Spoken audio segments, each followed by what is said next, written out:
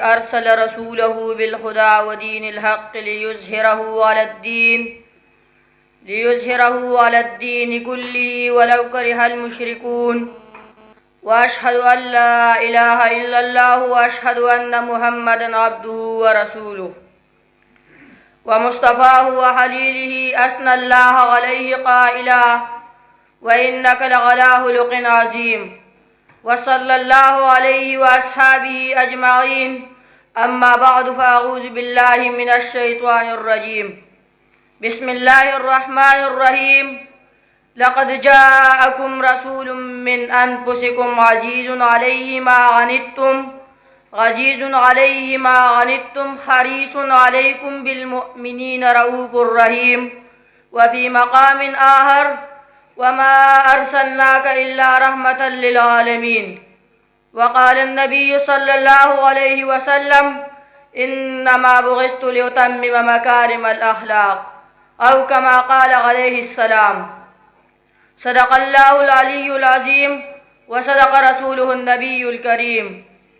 وأحسن منك لم تر قط عيني وأجمل منك لم تلد النساء. خلقت مبرأ من كل عيب كأنك قد خلقت كما تشاء. محترم صدر جلسہ، معزز سامعین، السلام علیکم ورحمۃ اللہ وبرکاتہ.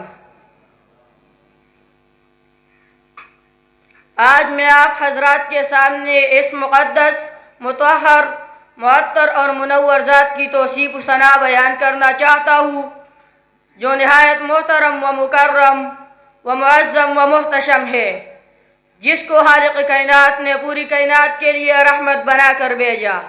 جی ہاں، میرے مراد امام المرسلین، خاتم الانبیاء، محبوب کبریاء، وجہ تخلیق کائنات حضرت محمد صلی اللہ علیہ وسلم ہے.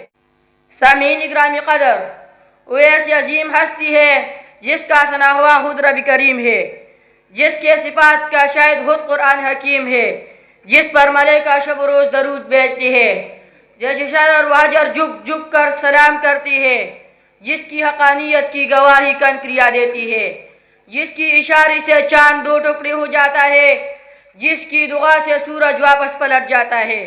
مجھے کہنے دیجئے کہ میرے محبوب پیغمبر ایسی کریم ہستی ہے جس کا تذکرہ آدم علیہ السلام سے شروع ہوا اور قیامت تک جاری رہے گا، جو نبیوں کا سردار ہے، جو ابراہیم علیہ السلام کی دعا ہے، جو موسیٰ علیہ السلام کی التجا ہے، جو عیسیٰ علیہ السلام کی پیشگوئی ہے. سامعین مکرم، ہمارے پیارے نبی صلی اللہ علیہ وآلہ وسلم کو اللہ عالم نے ان تمام صفات و کمالات سے نوازا تھا جو کم و بیش 1,24,000 انبیاء علیہ السلام کو پردن عطا کی گئی تھی. چنانچہ میرے پیارے پیغمبر صلی اللہ علیہ وآلہ وسلم میں آدم علیہ السلام کی خلق، شیث علیہ السلام کی معرفت، نوح علیہ السلام کا جوش و تبلیغ، ابراہیم علیہ السلام کا ولولہ توحید، اسماعیل علیہ السلام کا ایثار، موسیٰ علیہ السلام کا جلال، ہارون علیہ السلام کا جمال اور عیسیٰ علیہ السلام کا زہد و تقوی جیسے عظیم الشان صفات و کمالات آپ صلی اللہ علیہ وسلم کی ذات مبارکہ و منورہ میں بیک وقت یکجا کر دی گئی تھی.